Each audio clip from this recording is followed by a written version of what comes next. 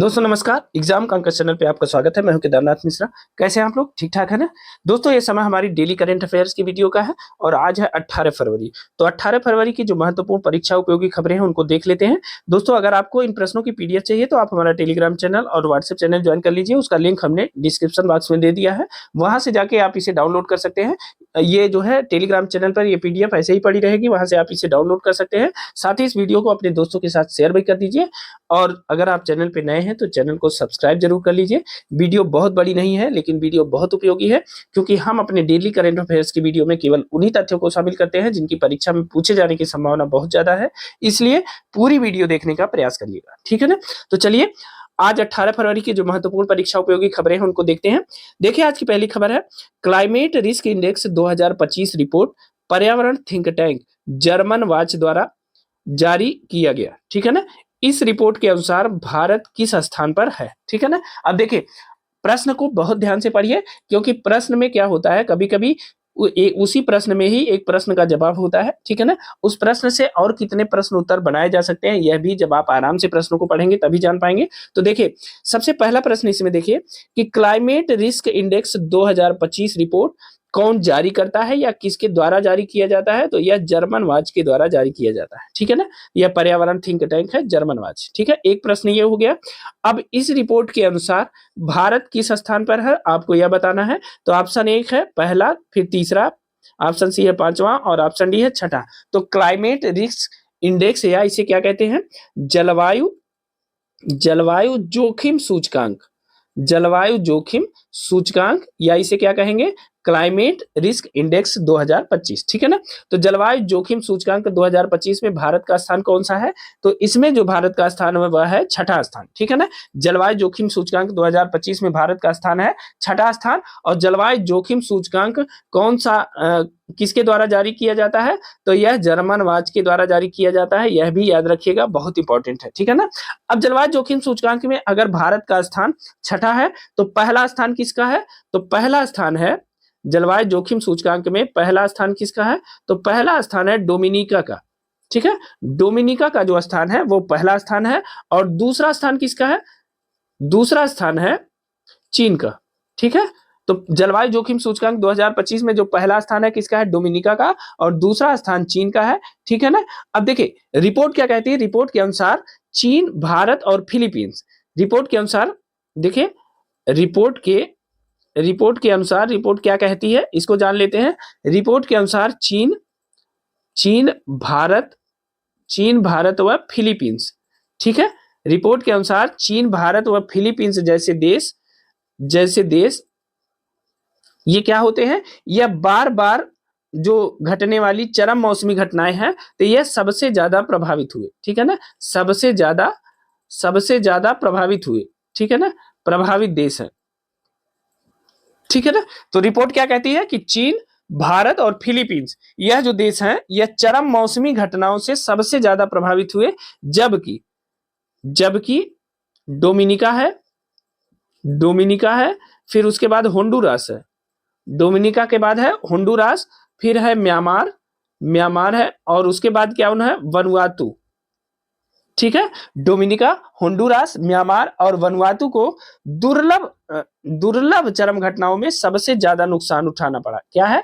इनको जो है सबसे ज्यादा नुकसान हुआ। और क्यों सबसे ज्यादा नुकसान हुआ? क्योंकि यहाँ दुर्लभ घटनाएं हुए हैं जो कभी कभी सदियों में होती हैं। तो दुर्लभ चरम घटनाओं के कारण इन्हें सबसे ज्यादा नुकसान उठाना पड़ा है। किसको उठाना पड़ा है? डोमिनिका को, होंडुरास को, म्यांमार को और वनुआतु को, ठीक है ना? तो आपको सिर्फ इतना याद रखना है कि क्लाइमेट रिस्क इंडेक्स किसके द्वारा जारी किया जाता है? तो यह जर्मन वाच के द्वारा जारी किया जाता है। क्लाइमेट रिस्क इंडेक्स 2025 रिपोर्ट में पहले स्थान पे कौन है? डोमिनिका है। दूसरे स्थान पे कौन है? चीन है। और भारत का स्थान कौन सा है? छठा स्थान है। बस इतनी सी बात है, इतना आप याद रखिएगा, ठीक है ना? अब आ जाते हैं आज के दूसरे इंपॉर्टेंट करंट अफेयर्स की तरफ। आज का दूसरा करंट अफेयर्स है, मेटा ने प्रोजेक्ट वाटर वर्थ, क्या नाम है? मेटा ने शुरू किया है कौन सा प्रोजेक्ट है? प्रोजेक्ट वाटर वर्थ की घोषणा की है, जिसके तहत भारत और अमेरिका, यह भी मार्क करिए, भारत और अमेरिका को समुद्र के अंदर से 50,000 किलोमीटर लंबी केबल से जोड़ा जाएगा, ठीक है ना? अब देखिए प्रोजेक्ट वाटर वर्थ ये क्या है? भारत और अमेरिका को समुद्र के अंदर से 50,000 किलोमीटर लंबी केबल से जोड़ने का एक प्रोजेक्ट है, उसका क्या नाम है, प्रोजेक्ट वाटर वर्थ। और इस परियोजना का जो केंद्र है वह किस महासागर में होगा, तो वह होगा हिंद महासागर में, यानी बी ऑप्शन सही है। ठीक है ना। तो देखिए अब इसमें प्रश्न कैसे कैसे बन सकते हैं। प्रोजेक्ट वाटर वर्थ का संबंध किससे है, तो प्रोजेक्ट वाटर वर्थ का संबंध है भारत और अमेरिका को समुद्र के अंदर 50,000 किलोमीटर लंबी केबल से जोड़ना। ठीक है ना, यह प्रोजेक्ट वाटर वर्थ का अर्थ है। और यह कौन चलाएगा, किसके द्वारा यह प्रोजेक्ट शुरू किया गया है, तो मेटा, जो पहले फेसबुक था वह अब मेटा हो गया है, तो मेटा के द्वारा इस प्रोजेक्ट की घोषणा की गई है। और इस परियोजना का जो केंद्र बिंदु है, जो केंद्र है वो किस महासागर में होगा, तो वह होगा हिंद महासागर में, यानी बी ऑप्शन सही है। बहुत इंपॉर्टेंट है, आप इसे याद रखिएगा। ठीक है ना। अब देखिए इसमें क्या होगा, जब प्रोजेक्ट वाटर वर्थ शुरू हो जाएगा तो भारत और अमेरिका किसके बीच में है, प्रोजेक्ट वाटर वर्थ भारत व अमेरिका के बीच में है। तो जब केबल से ये दोनों देश जुड़ जाएंगे, 50,000 किलोमीटर का वो है, तो इसमें क्या होगा, हाई स्पीड इंटरनेट कनेक्टिविटी। क्या है, अभी तो वैसे ही जो भी है माशाअल्लाह है, तो हाई स्पीड इंटरनेट कनेक्टिविटी। ठीक है, connectivity, high speed internet connectivity आ जाएगी, इसका नया दौर शुरू हो जाएगा। और माना जा रहा है कि इससे भारत की डिजिटल इकोनॉमी में क्रांतिकारी बदलाव आने की उम्मीद है। तो जब हाई स्पीड इंटरनेट मिलेगा तो भारत की डिजिटल इकोनॉमी, ठीक है, डिजिटल इकोनॉमी में क्रांतिकारी परिवर्तन होने की उम्मीद है। ठीक है ना, डिजिटल इकोनॉमी में क्रांतिकारी परिवर्तन होने की उम्मीद है। क्योंकि भारत एक बहुत बड़ा बाजार है ना, इसलिए यहाँ से पैसा खींचने के लिए सब तरह तरह के जो है विधियां लगा रहे हैं। मेटा भी उसी के तहत काम कर रहा है। वो जानता है कि सबसे ज्यादा खलियर भारत में है, और जो कमाते हैं सबसे ज्यादा समय फेसबुक पे खर्च करते हैं, और जो कमाते हैं उनको लूटना भी बहुत आसान होता है। तो भारत की डिजिटल इकोनॉमी में क्रांतिकारी परिवर्तन हो जाएगा। ठीक है ना, और इससे देश में डिजिटल इंडिया मंत्र को भी मजबूती मिलेगी। तो एक तो डिजिटल इकोनॉमी में परिवर्तन हो जाएगा, उसके बाद डिजिटल इंडिया का जो नारा है, डिजिटल इंडिया का जो नारा है वह भी सार्थक होगा। ठीक है, क्या होगा, वह भी सार्थक होगा। ठीक है, तो मेटा के द्वारा प्रोजेक्ट वाटर वर्थ की घोषणा की गई है, और इससे भारत और अमेरिका को समुद्र के अंदर एक केबल डाली जाएगी 50,000 किलोमीटर लंबी, इससे जोड़ दिया जाएगा। अब इसका फायदा क्या होगा कि भारत में हाई स्पीड इंटरनेट कनेक्टिविटी के एक नए दौर की शुरुआत हो जाएगी। और जब हाई स्पीड इंटरनेट कनेक्टिविटी आएगा तो क्या होगा, भारत की डिजिटल इकोनॉमी में क्रांतिकारी परिवर्तन हो सकता है, और डिजिटल इंडिया का जो नारा है वह सार्थक होगा। ठीक है ना। अब चलिए आज के, और हाँ एक चीज और है कि इस परियोजना का जो केंद्र बिंदु है वो किस महासागर में है, तो वह है हिंद महासागर में। बहुत इंपॉर्टेंट है, इसे याद रखिएगा। ठीक है ना। अब आ जाते हैं आज के तीसरे प्रश्न की तरफ। आज का हमारा तीसरा प्रश्न है, हाल ही में कहां पर आयुष्मान भारत वय वंदना योजना का आधिकारिक तौर पर उद्घाटन किया गया है। ये मोस्ट इंपॉर्टेंट क्वेश्चन है, हम अभी से बता देते हैं। मोस्ट इंपॉर्टेंट क्वेश्चन है कि हाल ही में कहां पर आयुष्मान भारत वय वंदना योजना का आधिकारिक तौर पर उद्घाटन किया गया है। तो ऑप्शन ए है बेंगलुरु में, ऑप्शन बी है नई दिल्ली में, ऑप्शन सी है पुदुचेरी में, और ऑप्शन डी है गांधीनगर में। तो सबसे पहले कहां पर आयुष्मान भारत वय वंदना योजना का आधिकारिक तौर पर उद्घाटन किया गया है, तो देखिए आयुष्मान भारत वय वंदना योजना का आधिकारिक तौर पर उद्घाटन किया गया है पुदुचेरी में। ठीक है ना, तो सी ऑप्शन सही है, पुदुचेरी में आयुष्मान भारत वय वंदना योजना का आधिकारिक शुभारंभ किया गया है। अब देखिए यह जो वय वंदना योजना है आयुष्मान भारत की, इसमें किसे शामिल किया गया है, तो सबसे इंपॉर्टेंट है कि इस योजना में देखिए आयुष्मान, पहले इसको लिख लेते हैं, आयुष्मान भारत वय वंदना योजना। ठीक है, योजना। अब इसकी जो पात्रता है वो किसकी है, तो इसमें जो है 70 वर्ष से अधिक जो वृद्ध हैं उनको जो है 70 वर्ष से अधिक आयु के प्रत्येक वरिष्ठ नागरिक को प्रतिवर्ष 70 वर्ष से अधिक आयु के प्रत्येक, ठीक है, प्रत्येक वरिष्ठ नागरिक को 70 वर्ष से अधिक आयु के प्रत्येक वरिष्ठ नागरिक को प्रतिवर्ष, कब, प्रतिवर्ष 5 लाख का बीमा कवर दिया जाएगा। 5 लाख का स्वास्थ्य बीमा कवर प्रदान किया जाएगा। ठीक है ना, ये मोस्ट इंपॉर्टेंट प्रश्न है। 70 वर्ष से अधिक आयु के प्रत्येक वरिष्ठ नागरिक को प्रतिवर्ष 5 लाख का स्वास्थ्य बीमा कवर प्रदान किया जाएगा। और यह मोस्ट इंपॉर्टेंट है, आयुष्मान भारत वय वंदना योजना का उद्देश्य क्या है? 70 वर्ष से अधिक आयु के प्रत्येक वरिष्ठ नागरिक को प्रतिवर्ष 5 लाख का स्वास्थ्य बीमा कवर प्रदान करना इसका उद्देश्य है। और हाल ही में इसका आधिकारिक उद्घाटन कब किया गया है? कहाँ किया गया है? पुदुचेरी में किया गया है, ठीक है ना। एक चीज ध्यान रखिएगा, देखिए आयुष्मान भारत वय वंदना योजना जो है, इससे 70 वर्ष से अधिक आयु के प्रत्येक वरिष्ठ नागरिक को प्रतिवर्ष 5 लाख का स्वास्थ्य बीमा कवर मिलेगा। एक और योजना चली थी इसी से मिलती जुलती, इसलिए आप कंफ्यूज न हो जाइएगा। एक योजना चली थी जिसका नाम था प्रधानमंत्री वय वंदना योजना, ठीक है, प्रधानमंत्री वय वंदना योजना, ठीक है ना, प्रधानमंत्री वय वंदना योजना। और इसकी शुरुआत कब हुई थी? इसकी शुरुआत कब हुई थी? इसे कब शुरू किया गया था, ठीक है ना, तो वर्ष 2017 में इसे जो है शुरू किया गया था, प्रधानमंत्री वय वंदना योजना। और इसका जो उद्देश्य था वो क्या था? 60 वर्ष से अधिक आयु के वरिष्ठ नागरिकों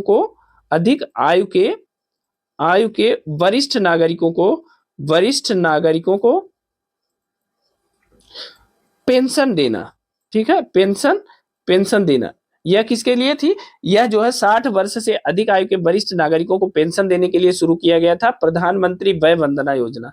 और आयुष्मान भारत वय वंदना योजना किससे संबंधित है? स्वास्थ्य बीमा कवर से संबंधित है। तो आप इसे कंफ्यूज ना होइएगा, प्रधानमंत्री वय वंदना और आयुष्मान वय वंदना से, ठीक है ना, तो इसे कंफ्यूज ना हो जाइएगा, दोनों में बहुत अंतर है, ठीक है ना।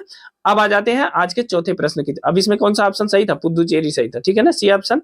अब आ जाते हैं आज के चौथे प्रश्न की तरफ। आज का हमारा चौथा महत्वपूर्ण करंट अफेयर्स है, वर्ष 2025 में ब्लूमबर्ग की तरफ से जारी एशिया के टॉप अमीर परिवारों की लिस्ट में शीर्ष स्थान किस परिवार को मिला है? आपको बताना है कि ब्लूमबर्ग की जो रिपोर्ट है वर्ष 2025 की, किसकी रिपोर्ट है? ब्लूमबर्ग की रिपोर्ट, ठीक है, स्पेसिफिक रिपोर्ट के बारे में पूछा गया है।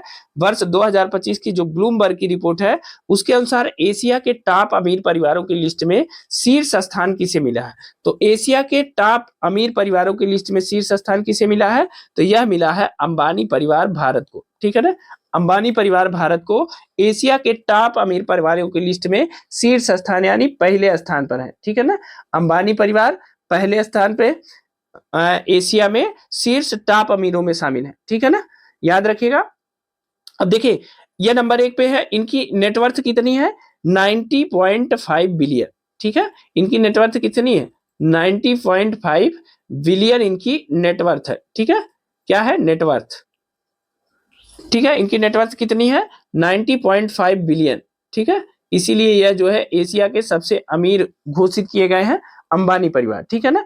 अब देखिए टॉप जो ये सूची जारी की हुई है एशिया के टॉप अमीरों में, ठीक है, इसमें कौन है? इसमें टॉप 20 अमीरों की लिस्ट में 6 भारतीय हैं।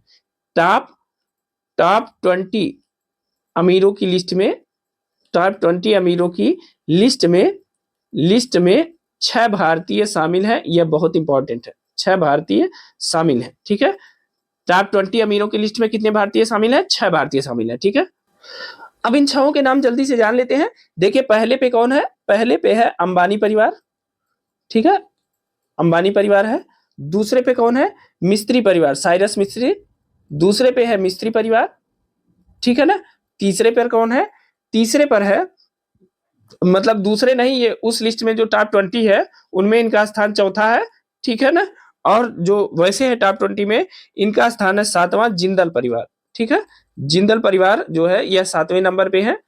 और एक क्रम से देखें तो तीसरे नंबर पे है, ठीक है ना। और 9वें स्थान पर बिरला परिवार है। 9वें पे कौन है?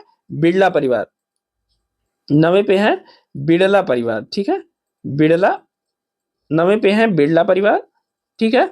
और उसके बाद देख लेते हैं 10वें नंबर पे कौन है? 10वें पे है बजाज परिवार, बजाज परिवार, ठीक है। और उसके बाद 19वें पर है हिंदुजा परिवार, 19वें पे कौन है? हिंदुजा परिवार, ठीक है ना, हिंदुजा परिवार। इस प्रकार क्या हो गया कि जो टॉप 20 अमीरों की लिस्ट है उसमें 6 भारतीय शामिल है, जिसमें अंबानी नंबर 1 पे है, उसके बाद मिस्त्री परिवार है, फिर जिंदल परिवार है, फिर बिरला परिवार, फिर बजाज और फिर हिंदुजा परिवार। ठीक है ना। अब देखिए ब्लूमबर्ग की रिपोर्ट में शीर्ष स्थान किसे दिया गया है, एशिया के अमीरों की लिस्ट में टॉप फर्स्ट पे कौन है, अंबानी परिवार भारत के हैं। ठीक है ना, तो इसे याद रखिएगा। अगला देखते हैं, हमारा आज का 5वां महत्वपूर्ण करंट अफेयर्स है, हाल ही में किस देश ने व्यापार और निवेश बढ़ाने के लिए ईएफटीए डेस्क का उद्घाटन किया है। तो कौन सा देश है जिसने व्यापार और निवेश बढ़ाने के लिए ईएफटीए डेस्क का उद्घाटन किया है? ऑप्शन ए है चीन, ऑप्शन बी है भारत, ऑप्शन सी है संयुक्त राज्य अमेरिका और ऑप्शन डी है संयुक्त अरब अमीरात। तो बताइए किस देश ने व्यापार और निवेश बढ़ाने के लिए ईएफटीए डेस्क का उद्घाटन किया है? तो देखिए किसने किया है, तो यह किया है भारत ने। बी ऑप्शन सही है, भारत ने जो है व्यापार और निवेश बढ़ाने के लिए क्या किया है, ईएफटीए डेस्क का उद्घाटन किया है। ठीक है ना। अब देखिए सबसे पहले यह जान लेते हैं ईएफटीए का फुल फॉर्म क्या है, यूरोपियन फ्री ट्रेड अलायंस। ठीक है, यूरोपियन फ्री ट्रेड अलायंस ये है ईएफटीए का फुल फॉर्म। और हाल ही में भारत ने जो है व्यापार और निवेश बढ़ाने के लिए ईएफटीए डेस्क का उद्घाटन किया है। ठीक है ना। अब देखिए भारत और यूरोपीय मुक्त व्यापार संघ, इसमें कौन कौन से शामिल है यूरोपीय फ्री ट्रेड अलायंस में? इसमें शामिल है स्विट्जरलैंड। कौन शामिल है, इसमें शामिल है स्विट्जरलैंड। उसके बाद कौन शामिल है, आइसलैंड। स्विट्जरलैंड शामिल है, आइसलैंड शामिल है, इसमें नॉर्वे भी शामिल है और लिंचेस्टीन, नॉर्वे है और कौन है, और लिंचेस्टीन देश भी इसमें शामिल है। ठीक है ना, शामिल है। अब इस बात को याद रखिएगा कि आर्थिक सहयोग को गहरा करने के लिए इस पहल के तहत इंडिया ईएफटीए डेस्क का उद्घाटन किया गया है। ठीक है ना, जो हाल ही में संपन्न हुए भारत ईएफटीए व्यापार और भागीदारी समझौता यानी ट्रेड एंड व्यापार और आर्थिक इकोनॉमी पार्टनरशिप अलायंस जिसे कहते हैं टेपा। तो भारत ईएफटीए व्यापार और आर्थिक भागीदारी समझौता जिसे कहते हैं टीपा। ठीक है, टीपीए इसका एक महत्वपूर्ण हिस्सा है। अब देखिए जब भारत ने ईएफटीए डेस्क का उद्घाटन किया, अब इससे क्या होगा कि भारत के साथ व्यापार समझौता करने वाला यूरोपीय समूह पहला देश बन गया, पहला यूरोपीय समूह बन गया। ठीक है ना, ईएफटीए भारत के साथ व्यापार समझौते करने वाला पहला यूरोपीय समूह बन गया है, यह भी याद रखिएगा। ठीक है ना, ईएफटीए देखिए मैं लिख देता हूं, इंपॉर्टेंट है।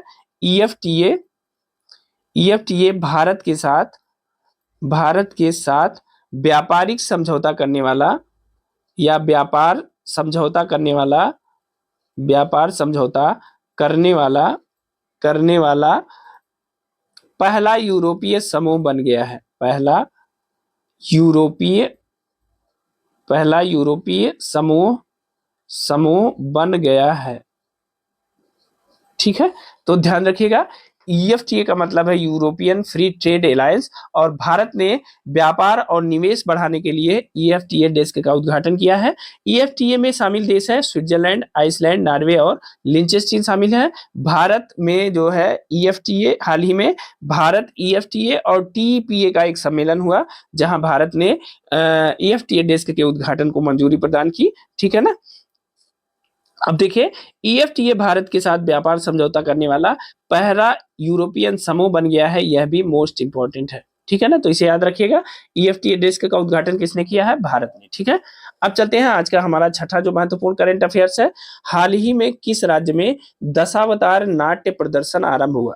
आपको बताना है कि किस राज्य में दशावतार नाट्य प्रदर्शन का आरंभ हुआ हाल ही में। ऑप्शन ए है मध्य प्रदेश, ऑप्शन बी है उत्तर प्रदेश, ऑप्शन सी है महाराष्ट्र और ऑप्शन डी है असम।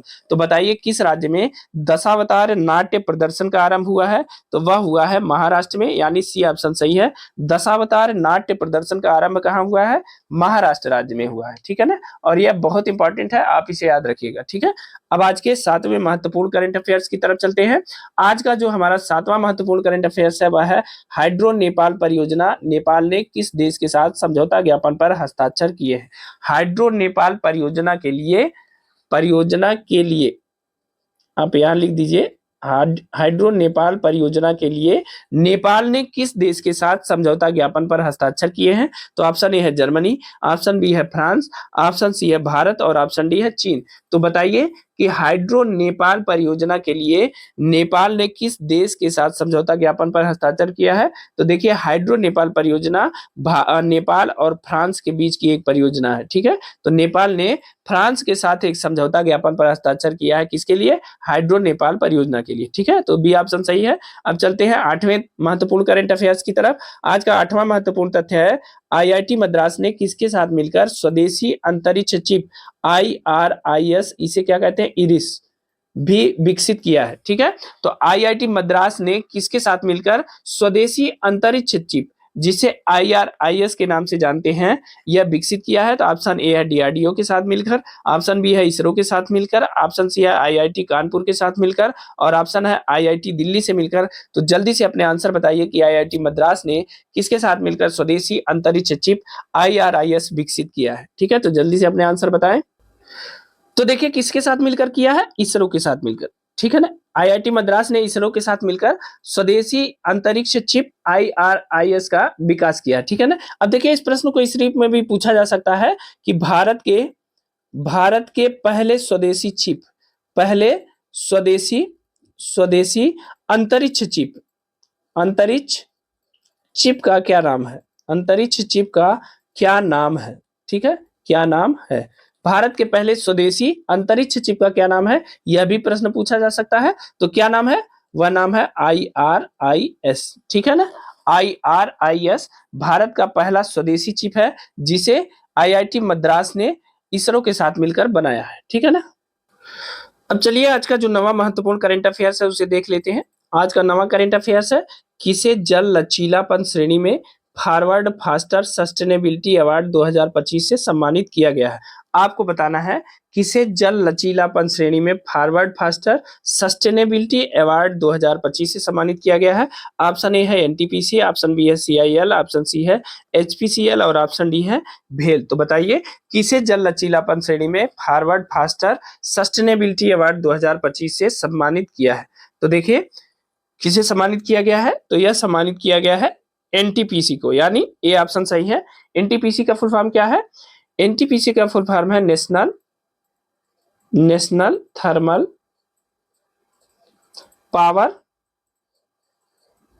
कारपोरेशन, ठीक है, कारपोरेशन, ठीक है, नेशनल थर्मल पावर कारपोरेशन, इसे कहते हैं NTPC। इसकी स्थापना कब हुई थी? अच्छा बताइए NTPC की स्थापना कब हुई थी? इसकी स्थापना हुई थी 7 नवंबर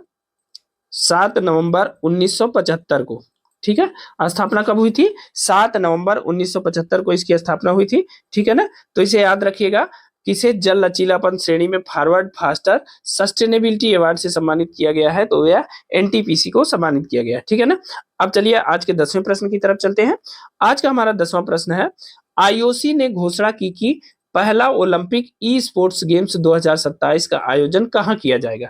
तो IOC ने कहां पर पहले ओलंपिक ई स्पोर्ट्स गेम्स 2027 के आयोजन के लिए कहा है? तो ऑप्शन ए है ओमान, ऑप्शन बी है संयुक्त अरब अमीरात, ऑप्शन सी है सऊदी अरब और ऑप्शन डी है ईरान। तो बताइए कि पहला ई स्पोर्ट्स ओलंपिक गेम्स 2027 का आयोजन कहाँ किया जाएगा?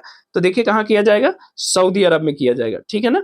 तो पहले ई स्पोर्ट्स ओलंपिक गेम्स 2027 का जो आयोजन है वो कहाँ किया जा रहा है? सऊदी अरब में किया जा रहा है, ठीक है ना। और यह कब होगा? यह सऊदी अरब के रियाद में होगा, ठीक है, रियाद में कब होगा? वर्ष 2027 में, ठीक है ना। तो IOC ने घोषणा की है कि पहला ओलंपिक ई स्पोर्ट्स गेम्स 2027 क्या है? पहला ओलंपिक ई स्पोर्ट्स गेम्स 2027 का जो आयोजन होगा वो कहाँ किया जाएगा? वो सऊदी अरब के रियाद में किया जाएगा। और कब किया जाएगा? वर्ष 2027 में, ठीक है ना। अब देखिए इसमें क्या होता है कि जो नियमित ओलंपिक खेल होते हैं वो अलग होते हैं, और यह जो है नियमित ओलंपिक खेलों से अलग होता है। इसमें जो है ई स्पोर्ट्स गेम में पदक और डिप्लोमा प्रदान नहीं किए जाएंगे, बल्कि क्या होता है इसमें शीर्ष 3 को रजत, स्वर्ण, रजत और कांस्य रंग की ट्रॉफी दी जाती है। अब इसमें क्या होता है, जो नियमित ओलंपिक होता है उसमें पदक प्रदान किए जाते हैं, लेकिन इसमें क्या होता है ई स्पोर्ट्स गेम में क्या होता है, इसमें स्वर्ण, स्वर्ण रजत व कांस्य की ट्रॉफी प्रदान की जाती थी। ट्रॉफी प्रदान की जाती है।